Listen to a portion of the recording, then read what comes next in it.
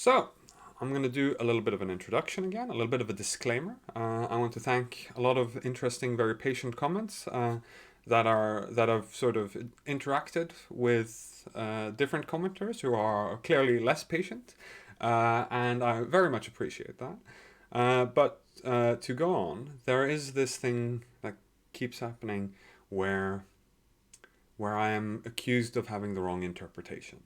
And of course, you think I have the wrong interpretation. Our interpretations are different. So clearly, my interpretation is not going to be your interpretation. Therefore, what you think is true, which is your interpretation, is going to be different from the one I think. Now, you might say your interpretation comes from all of these learned scholars and all of that, or more worryingly, you might say that your correct interpretation comes from God. Don't do that. That's a bad idea. If you have scholars, that's a reasonable position, but saying just be mindful of what you're saying. However, of course, our interpretations are going to be different from each other. Otherwise, we would not disagree. And this is something that's very obvious to me as a contrarian, because I really like to disagree with people. I'm not interested in the areas where we agree. I'm interested in the areas where we don't, and I want to get into those. And in that vein, I have had a lot of discussions with a lot of people where as soon as I start showing that I disagree with them, I have the wrong interpretation. But as long as I just state what they state things in as an objective manner, like what I think it means, they're like, oh, that's the correct interpretation. And as soon as I say, well, this is wrong because, then they go, no, actually your interpretation was wrong. I was wrong about my first saying your interpretation was right. Actually, it was wrong. And it becomes very obvious to me then that what people mean by saying your interpretation is wrong is, I don't think you're right. People have this confusion about, well, you must have the wrong image of what's being said for me to be wrong. And I want to really push against that with my irreverence and disrespect. I think it's important, an important tool is that if you go into texts thinking that they're true, then you being very respectful because you think they're the word of God, then you've already reached the conclusion. If you want me to get to the conclusion, then I have to be irreverent, disrespectful, and argumentative. I have to engage with it, think about it. I'm not interested in memorizing the Quran, I'm interested in thinking about the Quran. Now, with all of that being said, I think we can keep going. I think most people have interpreted me being curious very positively, and I think that will continue.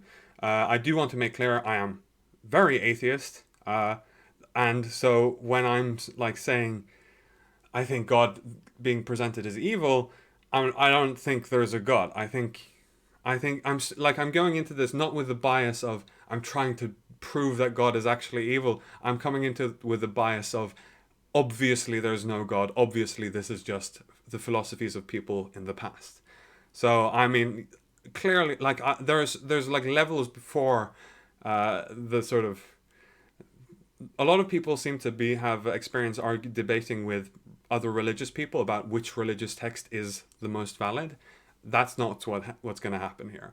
What you're arguing with, or what I'm coming into, is not, well, there exists some truth, divinely inspired truth in this world which we have access to. I'm coming into it with, this is all what people think, humans. There is no divinely inspired anything. This is just humans interacting with their thoughts. And they can use God. That's an interesting metaphor. Einstein loved using God, and I want to keep thinking about it in that way. Now, that being said, we are going to go on to the next surah. It has a very fun title. It has a better title in this one. It doesn't actually translate it here, but I saw when I clicked to it, it was translated to the spoils of war, which is obviously a lovely little turn of phrase we have. Unfortunately, Abdul Halim probably thought that had a lot of baggage. The word spoils of war, so he calls it battle gains. But let me read his introduction as traditional. The main part of this Medinan surah is a comment on the Battle of Badr near Medina, the first fought between Muslims and their Meccan opponents in the second year after the migration. The Muslims, some of whom were first reluctant to fight, won in spite of being vastly outnumbered, and began to question the distribution of the gains. The Surah reminds them that it was God who brought about the victory. Verse 41 shows how the gains were to be distributed. It advises Muslims and comments on the role of the hypocrites and on those who will always break their treaties. Verse 56, ending with a statement about loyalties and alliances. Curious. I'm very curious. I have a suspicion. I should share it. I made a big point yesterday on stream about how important it is not to try and get rid of your biases, but instead to sort of be mindful and aware of them, and like have correct biases, have useful biases that correspond to real world things. And in this case, my suspicion is that, as with most religions, that, or indeed most political philosophies, that a large part of the philosophy stems around making sure that the people in charge get to use it, whether it be the most faithful, the highest priests, and or the kings or emperors, or what the case may be. Often, if not always, being inspired by God. But let's read it and find out if my suspicions are anywhere near correct. Oh, it's a short one. We might have a short video today. They ask you, Prophet, about distributing the battle gains. Say, that is a matter for God and his messenger, so be mindful of God and make things right between you. Obey God and his messenger if you are true believers. True believers are those whose hearts tremble with awe when God is mentioned, whose faith increases when his revelations are recited to them, who put their trust in their Lord, who keep up the prayer and give to others out of what we provide to them. Very nice. Give to others what we provide to them. Very nice. Very important. Like, immediately going against my suspicion. Although, of course, all of the other ones are like, who keep up the prayer, like I mean, obviously these ones are just the first three are just sort of feel good about your faith. But the interesting one being the keeping up the prayer, like following the ritual and sort of grandifying the ritual. That's like the Pontifex Maximus, the ancient religions in Rome would have gotten quite a lot of money in donation. Or as an example I more recently approached was like the oracles in ancient Greece would have gotten a lot of money from the kings from the spoils of war. So it's sort of political philosophy, but give to others out of what we provide for them typically means that a sort of selflessness. And of course, in the context here of you just killed a lot of people and now you have their stuff. And what do we do with their stuff? Like, we're not going to burn it. It's useful stuff. We're going to use it for something. Those are the ones who truly believe. They have high standing with their Lord, forgiveness and generous provision. For it was your Lord who made you, Prophet, venture from your home for a true purpose. Though a group of the believers disliked it, and argued with you about the truth after it had been made clear, as if they were being driven towards death they could see with their own eyes. So they are like a claim has been made to me several times about it actually like denying God and the importance of the evidence that had been shown to them. And here it's implying that it's been made clear to them, but all of the times it states how clear it has been made. It doesn't actually state that. It just states how bad it is to reject the evidence that it doesn't mention or argue for or defend or explain or expand upon. It's just, well, all of these people, like yesterday it was a big deal. All of the earlier prophets, it was stated, they had all of this obvious proof that it was revelation, or imply that there were all of this obvious proof of the revelation, but it mentioned none of this proof.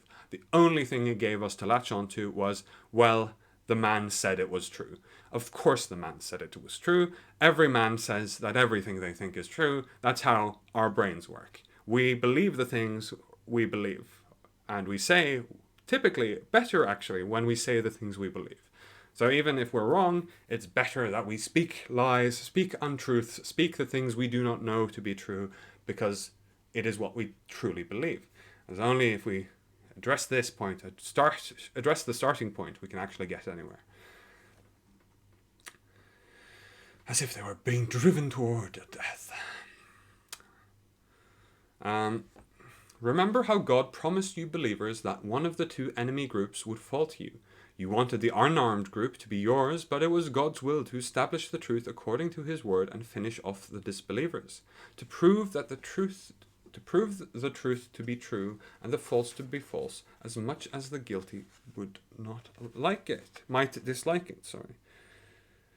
I'm just checking because it feels like it's... Remember one of two enemy groups, the Meccan trade caravan or there. Oh, I see. Okay, I understand. So there were the army was hoping they were gonna get to pillage a caravan rather than fight an army, which I can sympathize with. Honestly, that sounds. I would also prefer to fight unarmed people than the armed people. It seems a lot safer, a lot less bleeding involved. But on both sides, probably. The unarmed people tend to surrender. When you begged your Lord for help, he answered you, I will reinforce you with 1,000 angels in succession. God made this a message of hope to reassure your hearts. Help comes only from God. He is mighty and wise. Okay, so I thought I was going to expand upon it a little bit, but this seems to be the expansion.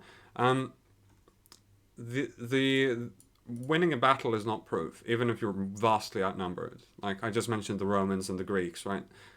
Like the Romans sometimes won battles where they were outnumbered 10-1. Like good tactics, good strategy, and as we saw, like after Muhammad, these were clearly competent military leaders he had gathered to him in the beginning.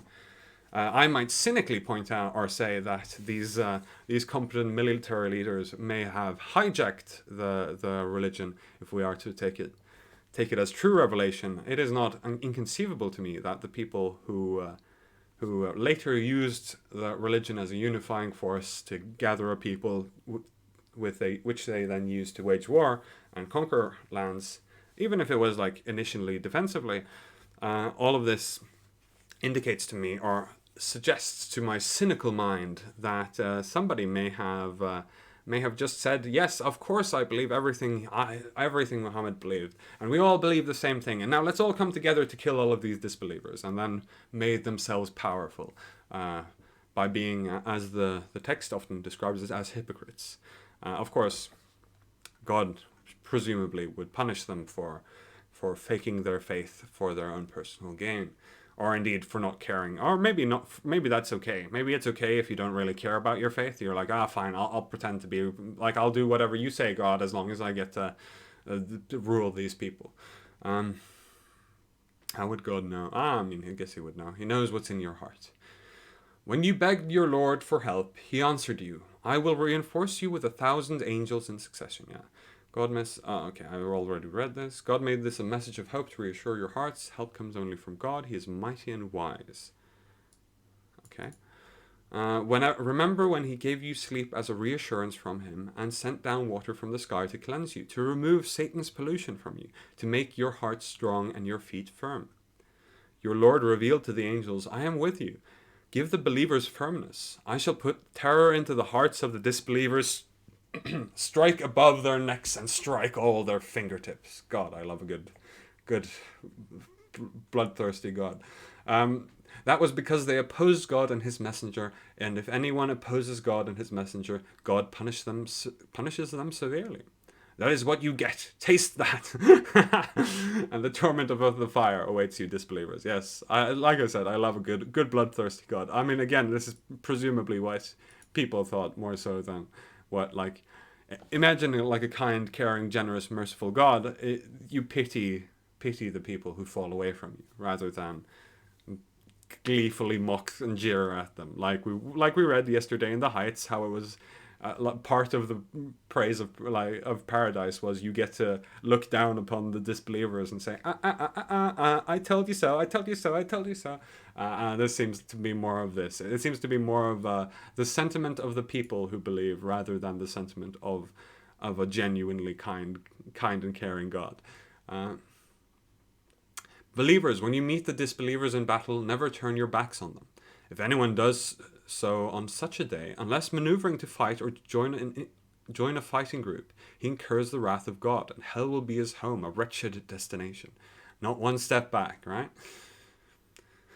It was not you who killed them, but God. And when you, prophet, threw sand at them, it was not your throw that defeated them, but God's. To do the believers a favor, God is all-seeing and all-knowing.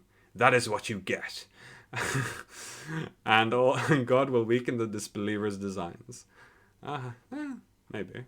I don't think so. It seems to be the opposite, honestly. Our designs tend to be very good. Very competent engineers. I know I'm being overly literal about the translation here, but disbelievers, if you are seeking a decision, now you've witnessed one. If you stop here, it will be better for you. If you return, so shall we. And your forces, though greater in number, will be of no use to you. God is with the believers. Believers, obey God and his messenger. Do not turn away when you are listening to him. Do not be like those who say, we heard, though in fact they were not listening. The worst creature in God's eyes are those who are willfully deaf and dumb, who do not reason. Well, I think I'll counter that with my I don't think I can be said to be that, neither being willfully deaf and dumb, though I do very clearly not reason in the way they think I should reason. If God had known there was any good in them, he would have made them hear. But even if he had, they would still have turned away and taken no notice. So God can make a sandwich so big that God cannot eat it. That's an important theological point to be spent on young children everywhere. I want to write this down just because it's a funny little one. Among my list of interesting statements, this probably shouldn't be there, but it's an amusing observation.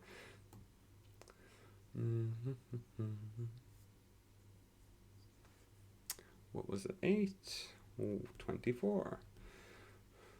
God can make too big of a sandwich. Because even if God had made them hear, they wouldn't have listened. So clearly, God has made them so that they could not hear, even if they heard. So God has made it so that he couldn't persuade them even if he tried. That's obviously everything is made by God in this metaphor, but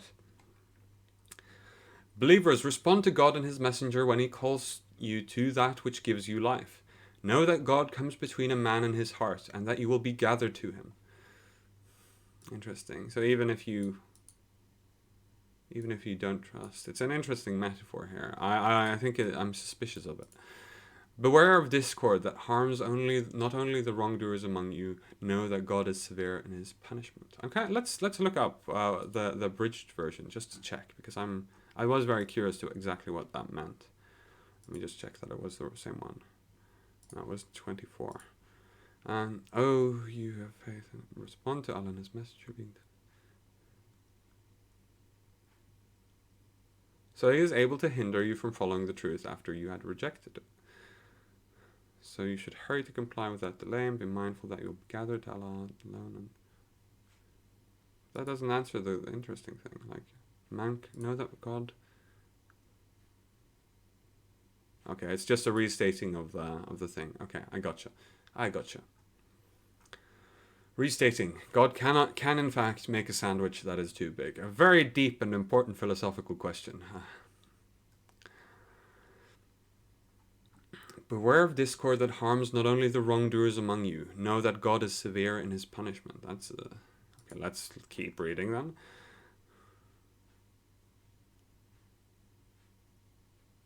Oh, that's an important one, actually. Yeah, that's a good sentiment. It's also been used quite a lot by people because it's an easy one to twist, right?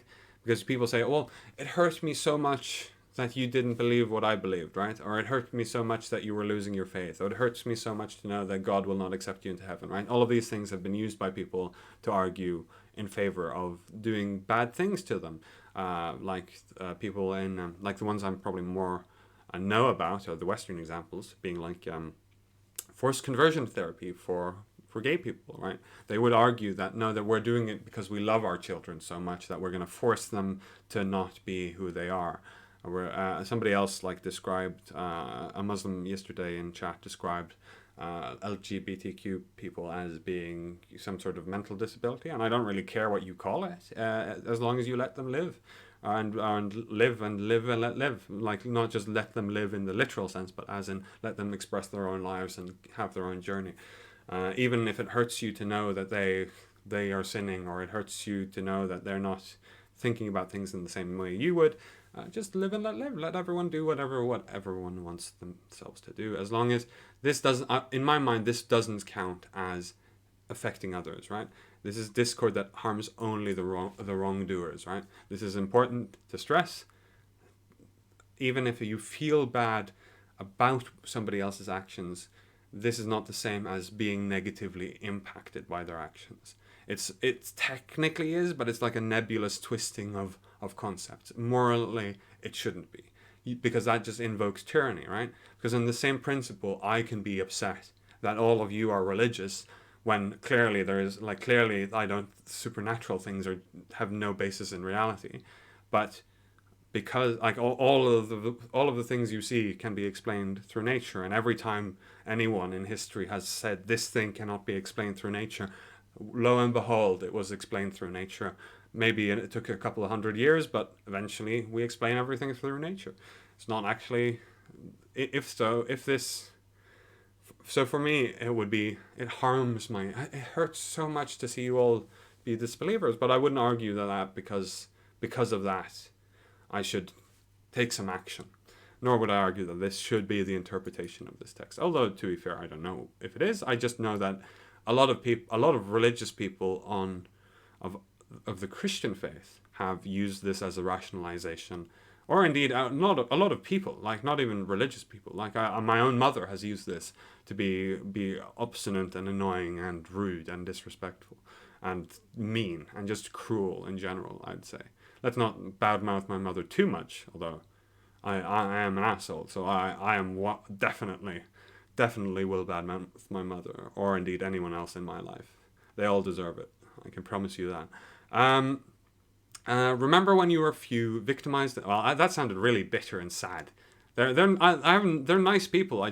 There are many people I don't like, and therefore or indeed there are many people I do. Most people I do like. I like to insult. They just.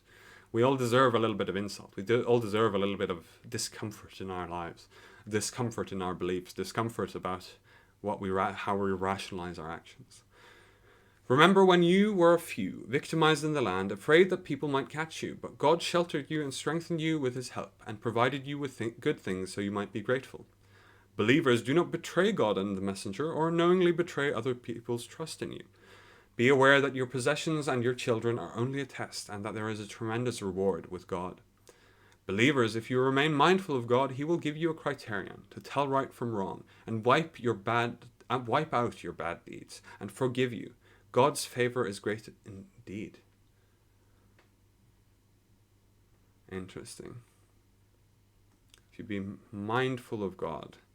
Well, that's kind of justifying, like a lot of the critique I've given earlier, it's been about I think it's still conflating God with good, which is really tremendously begging the question. It's saying that the conclusion is justified by the conclusion.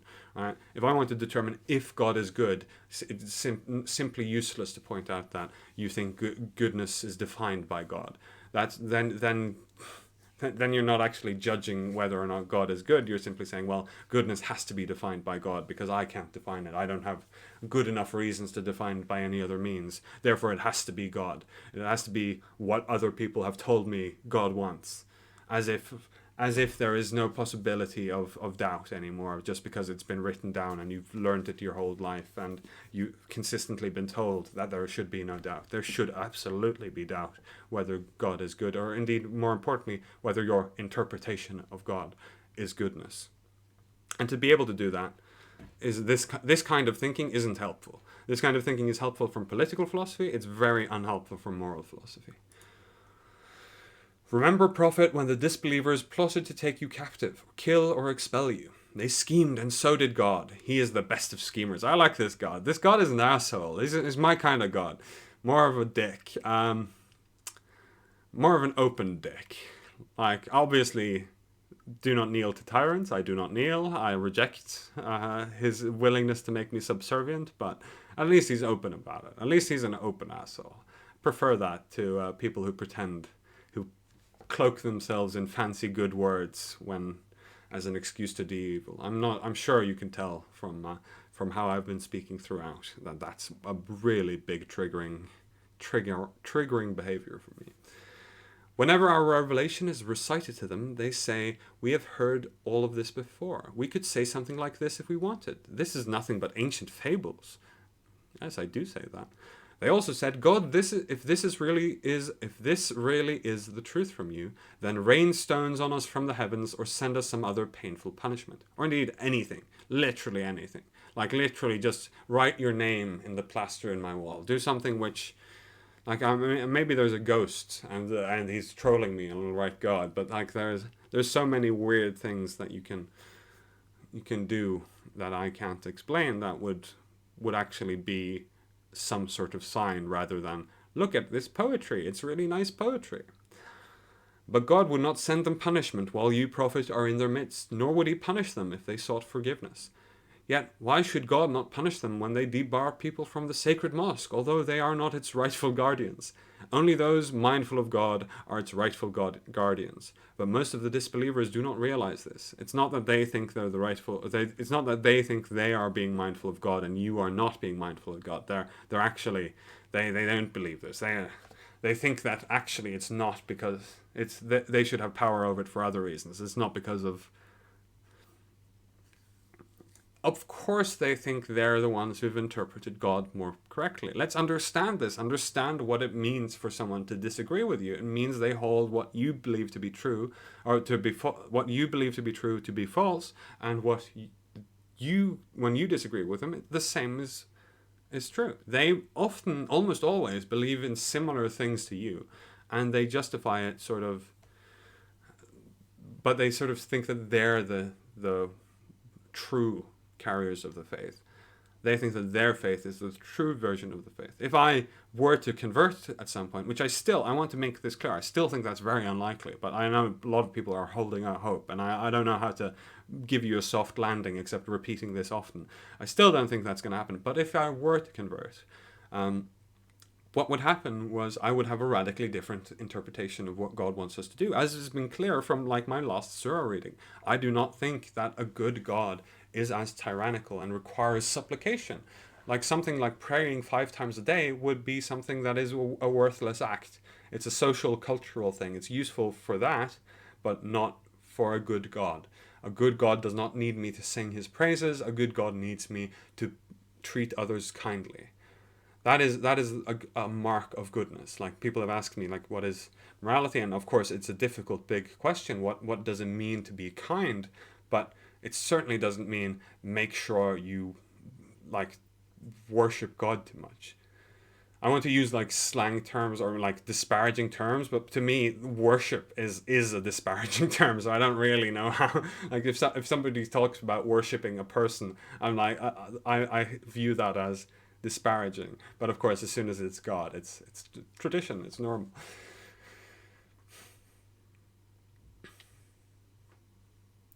Worship itself is at best unnecessary. So yeah, no, my point was I've lost my train of thought there a little bit. The point I was trying to make was that if I had this radically different interpretation, it doesn't mean that, like, even if assuming I converted and I had a radically different interpretation, it doesn't then mean that I think that you all don't understand what God, like, it doesn't mean that I think that you all think that don't actually believe in God. It means that I think that the God you believe in is more tyrannical and evil than the God I believe in. Though I don't believe. I want to make this very clear. Their prayers before the house are nothing but whistling and clapping, so taste the punishment for your disbelief. They use their wealth to bar people from the path of God, and they will go on doing so. In the end, this will be a source of intense regret for them. They will be overcome and herded towards hell. God will separate the bad from the good, place the bad on top of one another, keeping them all up together, and put them in hell. They will be the losers.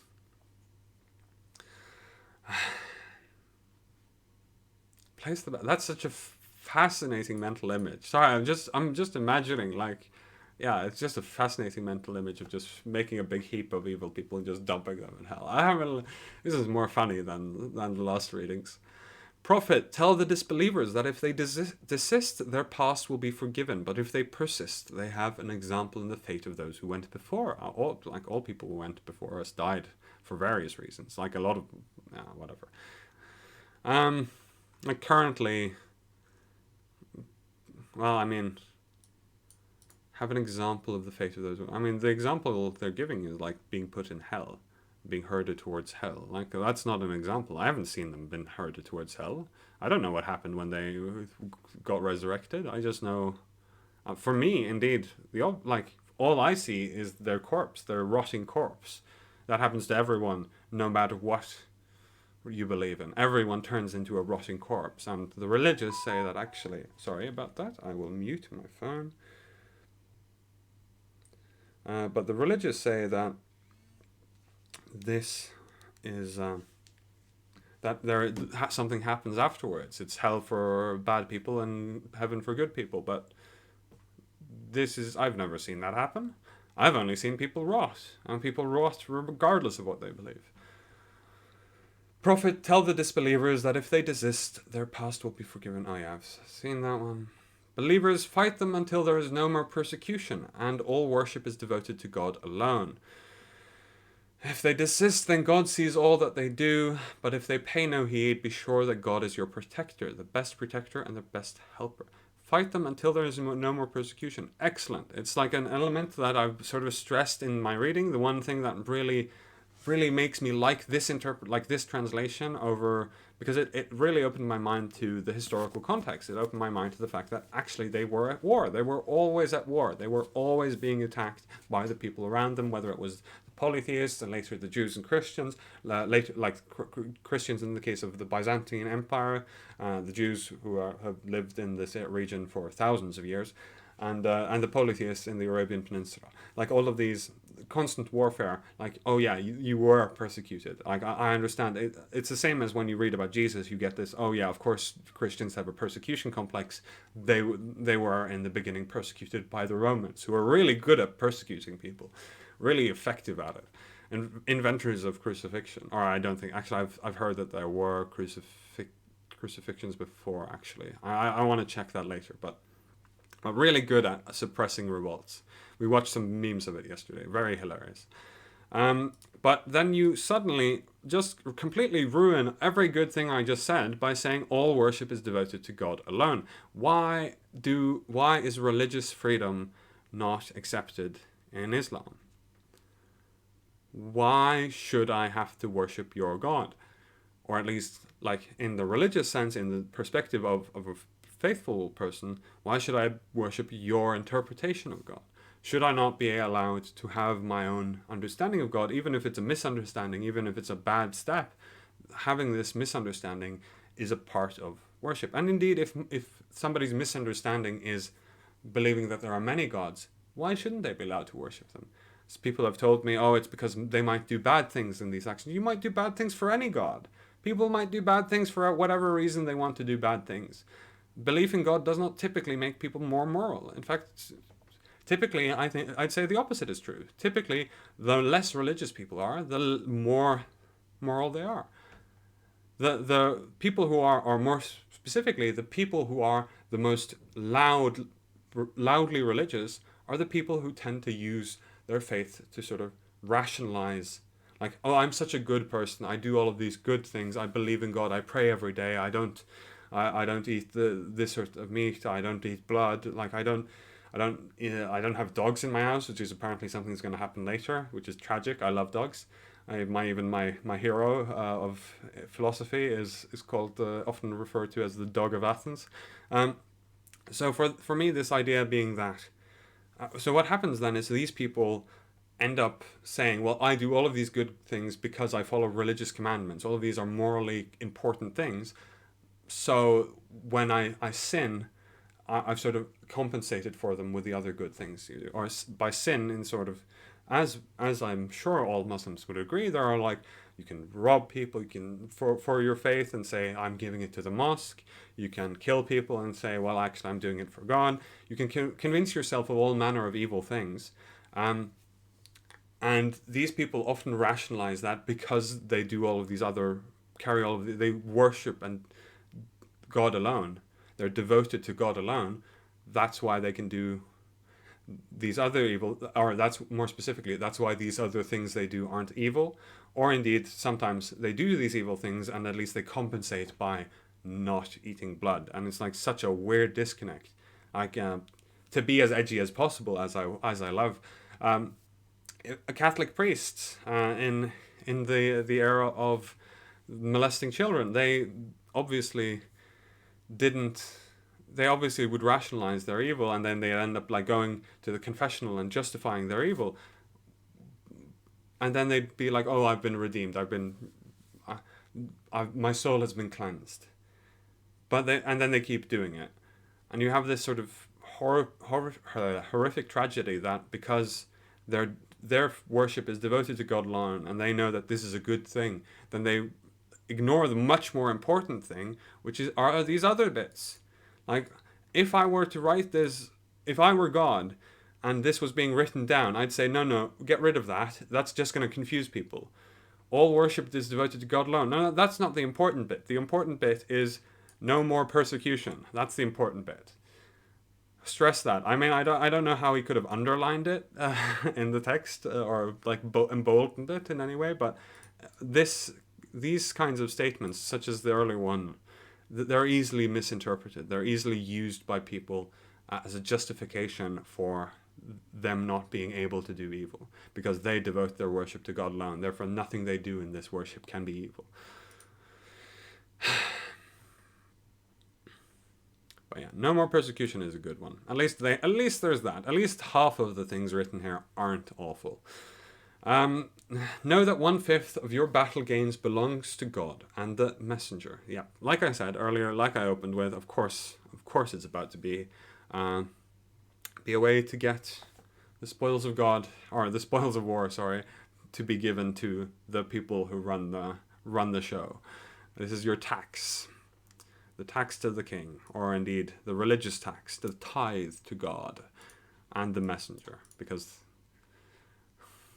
I mean, I don't know exactly how to explain this. It's obvious to me, but it's like clearly not obvious to other people. So I'm just going to keep going and we'll see if we can think of something. Know that 1/5 of your battle gains belongs to God and the messenger, to close relatives and orphans, to the needy and travelers. If you believe in God and the revelation we sent down to our servant on the day of decision, the day when the two forces met in battle, God has power over all things. Okay, again we have this close relatives doesn't really solve the problem. Orphans is great. To the needy and travelers, yeah, that's great. Why on earth do we start with God and the messenger? Like, okay, I understand that a lot of people confuse God with goodness. So for them, the word God means what is good. But the messenger, right?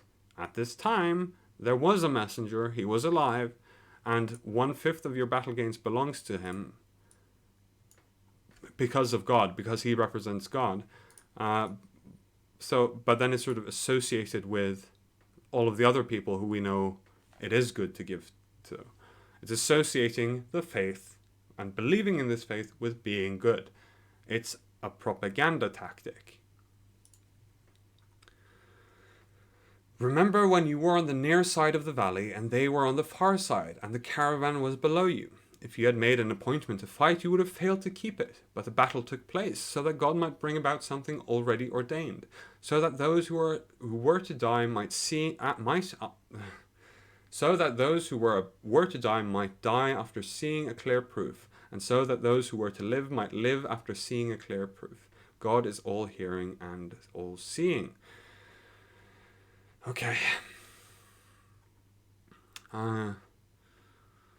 So they got the proof. We don't get the proof. We don't even get to hear the proof, unless the proof is that they won the battle, which isn't proof. A lot of people have won battles that they shouldn't have, through superior tactics and strategy and indeed superior willingness to die.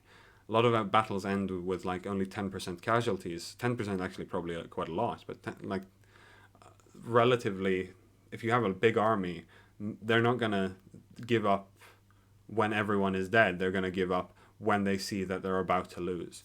And so if you have a lot of people who are willing to fight to the very end, to the very last man, they typically win, because they are willing to suffer many more casualties than the people who are just fighting for wealth and power. When you met, he showed them... Did I read that? Yeah. No, I didn't. Prophet, remember when God made you see them in your sleep as few. If he had shown them to you, believers, as many, you would certainly have lost heart and argued about it, but God saved you. He knows the secrets of your hearts. It was good that God lied to you, because if you didn't, you wouldn't have fought. You would have been too afraid. When you... this kind of pulls into the steadfastness that, it's often sort of almost been asked of God to give his people steadfastness in the face of adversity, but here it's the steadfastness appears to have been given in the form of a delusion, of intentionally deluding his people so that they might be more willing to fight. It seems to be this one I should have written down, or I would have written down if I was only searching for things that are outlandish or obvious political philosophy. When you met, he showed them to you as few, and he made you few in their eyes, so that he might bring about what has been ordained. Everything goes back to God. When you met, he showed them to you as few. Yeah, okay, I thought so. He made you few in their eyes. So they also thought they could win. So it was important that both sides were deluded into going into this battle, that they would clearly... I mean, they were shown as few because they were few. That's like the introduction specifies. They were vastly outnumbered. Believers, when you meet a force in battle, stand firm and keep God firmly in your mind so you may prosper. Yeah, it's 100% a good strategy if you want to win a battle. Yeah, it's very, very tactically aware. Obey God and his messenger, and do not quarrel with one another, or you may lose heart and your spirit may desert you. Be steadfast. God is with the steadfast. Do not be like those who came out of their homes full of conceit, showing off to people and barring others from the way of God. God has full knowledge of all that they do. Satan made their foul deeds seem fair to them and said, "No one will conquer you today, for I will be right beside you." But when the armies came within sight of one another, he turned on his heel, saying, "This is where I leave you. I see what you do not, and I fear God. God is severe in his punishment." I mean, he got respite from God, did he not? Obviously, he didn't want to be on the losing side. I'm curious, wouldn't this have happened if it happened the other way around? If the attackers had won, the larger army, wouldn't they simply have said that their God was on their side? And maybe that's why it's proof. It's proof of, if you win a battle, it's proof of God. In which case, have I got news for you? The hypocrites and those who have sickness in their hearts, these people, the believers, must be deluded by their religion. But if anyone puts his trust in God, God is mighty and wise. If you already believe, then your belief is justified. If only you, prophet, could see, when the angels take the souls of the disbelievers, how they strike their faces and backs, it will be said, "Taste the punishment of the fire." Yeah, if only we could see, please show us. But the angels say, "This is caused by what your own hands have stored up for you. God is never unjust to his creatures." Disagree. They are like Pharaoh's people and those before them who ignored God's signs. So God punished them for their sins. God is strong and severe in his punishment. He did this because God would never change a favor he had conferred on a people unless they did change what was within themselves. God is all-hearing, all-knowing. They are indeed like Pharaoh's people and those before them who denied the signs of their Lord. We destroyed them for their sins, and we drowned Pharaoh's people. They were all evildoers. Well, that's a good justification, I guess. Or rationalization, as we would often call it. The worst creatures in the sight of God are those who reject him and will not believe. Who, whenever you, prophet, make a treaty with them, break it, for they have no fear of God. That's like, again, we're associating having dignity and honor, and like, this is a very important thing. Like, why are atheists more moral? It's like, well, in the same way that sort of God is witness to what religious people do, and they sort of think that, well, because God is witness, that is why, like, that's how they think. That's the moral philosophy angle of like, you think of the world being witness to yourself. If you use the word the world, the universe, God, whatever, the fact that there is an outside source being witness to you. But humanists do this a different way. We do it by saying we are witness to ourselves. We witness everything we do, and how can I live with myself knowing that I am evil? How can I bear to keep going in this world knowing that I am so despicable as those people I hate? That's how we address people who do immoral acts in our world. We convince them that what they did was not good. We don't convince them that God did not want what. We don't like lecture them about religion. We lecture them about ethics and about, or indeed more importantly, we show them that their actions would be unacceptable if they were done to them. Like criminals don't want other people to do crimes against them, and they would often like react violently to that. And so in the same way, that's how humanists sort of apply morals to each other and convince each other of doing good by having yourself as a witness to yourself. You are capable of doing good. I believe in you. If you meet them in battle, make a fearsome example of them to those who come after them, so that they may take heed. And if you learn of treachery on the part of any people, throw their treaty back at them, for God does not love the treacherous. Learn of treachery on... I mean, if you learn... I'm assuming that means if you learn of somebody breaking a treaty, like treachery... Like, hopefully it doesn't just mean any treachery. Like, lots of things can be treacherous, but... Or, more importantly, lots of things can appear treacherous. We shouldn't trust our intuition on this part. Obviously, if somebody breaks a treaty, they've broken a treaty. You can throw their treaty right back at them and say, treaty is now null and void because of what you did. And that's what I assume this means. This seems like what it should mean. The disbelievers should not think that they have won. They cannot escape.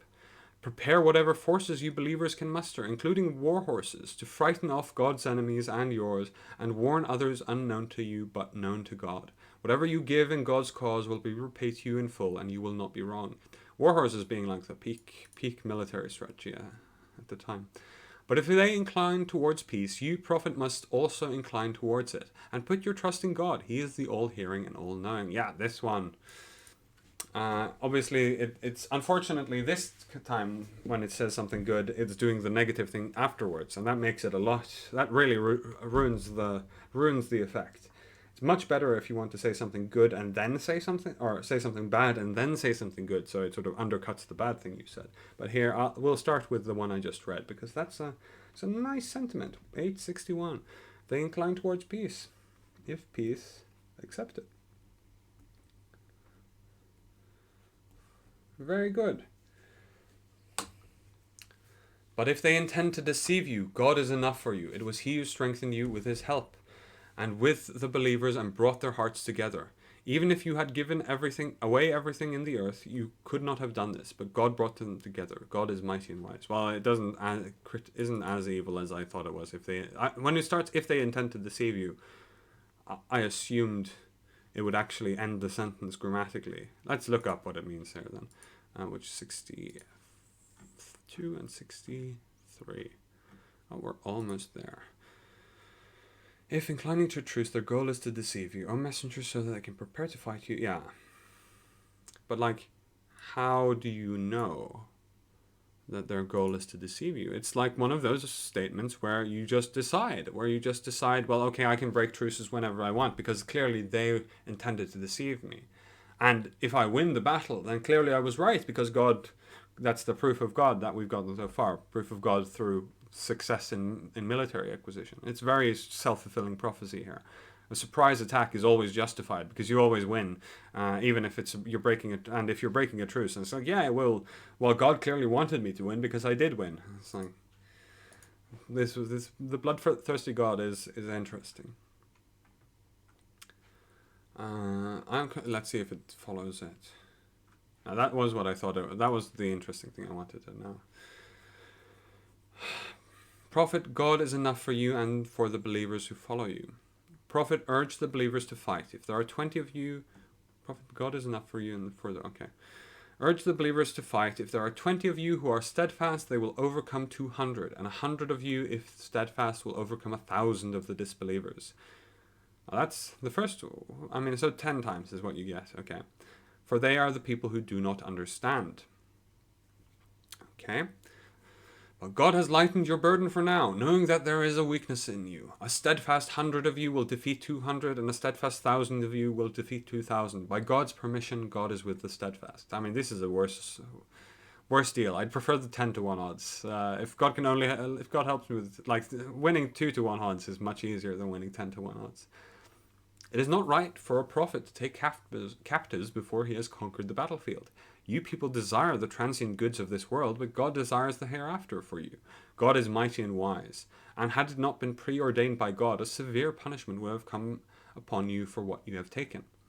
So enjoy in a good and lawful manner the things which you have gained in war, and be mindful of God. He is forgiving and merciful. I want to take a note here. I mean, it's something I was thinking about so it's probably being a little bit disjointed here. Yeah, we should address that more. The idea of winning with disparate odds, of winning 10-1 odds. This is something that Romans did quite a lot, Well, obviously, winning 10-1 is quite rare, but it's something that Romans did. And I hear in my mind this critique, which I wanted to address, which is, well, how can we know? Do you just trust Julius Caesar? And no. If we trust Julius Caesar, he won with 100-1 odds. That's that's not what we're saying. What we're saying is that what we are saying is that we have as much evidence to believe Caesar as we have to believe this. This is it's simply what is written. And people refer to all of these scholars and saying, well, these are all the people who remembered it. These were all the people who were close to it. Yes, that's all of the Roman statesmen and the people in the legions. They were all also very close to it, right? In the same way that Julius Caesar was also rarely religiously venerated for a time. People have this tendency to just agree with the people in power and just sort of further this and expand and embellish upon this. So winning with decisive odds should not be taken as proof of your faith any more than it should be taken as proof that the Romans were actually the true Muslims, because clearly they were polytheists. So yeah, take captives. So you have to conquer first, which makes sense. Win the battle before. I mean, the statement is tautological. It's like it's making it clear that until he kills many of them, so that it makes other disbelievers. Yeah, like this is tautologically true, or like it's a self-fulfilling prophecy, or it's phrasing it as if it's some sort of moral compunction. But you can't take captives before you try to take captives, you lose. Like your job in a battlefield is to win the battle, not to make sure that you run away with enough slaves, right? This is, or indeed, when you start taking captives, that's after you've won the battlefield. It's such a trite thing to be proud of. Prophet, tell those you have taken captive, if God knows of any good in your hearts, he will give you something better than what has been taken from you, and he will forgive you. God is forgiving and merciful. That's such a pity prize. Come on. That's okay, honestly, the worst part I've gotten, like the one thing that's clearer than anything is all of this gloating. Fuck off, mate. Like, what? Can't be a little bit less obscene in your victory. Be a little bit less like self-effacing, less narcissistic, less rude, honestly. Of course they've lost. You don't need to rub it in. Like, same with people in heaven mocking the people in hell. It's like, this isn't good morals. This is just meanness. It's meanness given a religious sanction. But if they mean to betray you, they've betrayed God before, and he has given you mastery over them. He is all-knowing and wise. Okay? Those who believed and emigrated. I mean, there's loads to say here, but it requires like a lot of interpretation, and I don't think that's necessary because it just goes on to the same points I've been making throughout this one. Those who believed and emigrated to Medina and struggled for God's cause with their possessions and persons, and those who gave refuge and help, are all allies of one another. As for those who believed but did not emigrate, you are not responsible for their protection until they have done so. But if they seek help from you against the persecution, it is your duty to assist them, except against people with whom you have a treaty. God sees all that you do. Yeah, I mean, this is an interesting technicality, but it's pretty standard. Political philosophy, right? You want to honor treaties and you should protect people who are persecuted, but if you're it is your duty. Oh, that's interesting. It is your duty to assist people who are persecution. Like if somebody comes to you and seeks your help against persecution, if you have a treaty with the people persecuting them, you shouldn't. Like you should honor your treaty above this sort of your empathy. Honestly, I mean that's I don't have no notes. Honestly, that's I don't necessarily agree. I don't necessarily disagree. It's just unclear. It's just clear that this is sort of a respect for your word, your honesty, your what you've said is true. Like you should respect that beyond. Though to be clear, like the argument I made earlier that you couldn't just say, well, actually, they wanted to break the treaty, therefore it is justified, right? You can rationalize yourself away from this very easily. But it's a fairly decent idea. It's very good for geopolitical stability. If you know, it's like one of the reasons we were so afraid of communists, and one of the reasons why communists were so afraid of us. Like if you imagine liberal democracies versus communists, it's the same sort of principle. Is like we were always like we were afraid that they were going to instigate communist revolutions in our countries, like interfere with our countries to make people rebel here, and they were going to, or indeed worse still, invade our countries with the justification, oh, our people are being persecuted there. Take for instance the war in Ukraine, where Putin like rejects any need to respect the autonomy of Ukraine. He decides, actually, my people are there being oppressed, therefore I'm going to go to war. This here says that Putin is wrong, which is good. Agree. Though I'm sure there are other reasons why he's wrong as well. The disbelievers support one another. If you do not do the same, there will be persecution in the land and great corruption. Those who believed and emigrated and struggled for God's cause, and those who gave refuge and help, they are the true believers. They will have forgiveness and a generous provision. And those who came to believe afterwards and emigrated and struggled alongside you, they are part of you. But relatives still have a prior claim over one another in God's scripture. God has full knowledge of all things. Okay.